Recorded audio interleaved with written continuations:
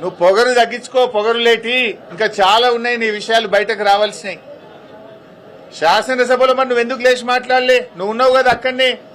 నీ ముఖ్యమంత్రి గారు లేచి ఇది ప్రతిపక్షం దొరకవట్లే, ఈ దొంగతనం మేమే దొరకబట్టినాం, ఈ దొంగతనాన్ని మేమే నోటీసులు ఇచ్చినాం, మేమే పెనాల్టీలు వేసినామని నీ ముఖ్యమంత్రి చెప్తుంటే నువ్వు పక్కనే కూర్చున్నావు కదా.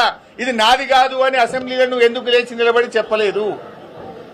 నీ మైనింగ్ మంత్రే లేచి రాఘవకు అనుమతులు లేవు, రాఘవ అనుమతుల కోసం ఢిల్లీకి అప్లై చేసిందని చెప్తే అసలు రాఘవకు మైనే లేదని నువ్వు అసెంబ్లీలో లేచి ఎందుకు చెప్పలేదు? నువ్వు అసెంబ్లీలో ఉన్నావు కదా, నా పక్క సీట్లనే కూర్చున్నావు కదా, మరి ఆ రోజు ఎందుకు లేవలేదు? 12 రోజులకు గుర్తొచ్చిందా నీకు మైన్ లేదని?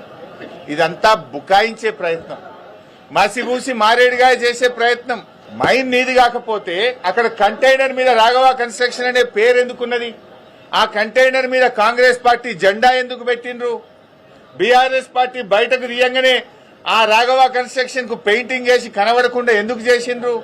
కాంగ్రెస్ పార్టీ జెండా ఎందుకు బీకేసిండ్రో సమాధానం చెప్పాలి కదా నువ్వు.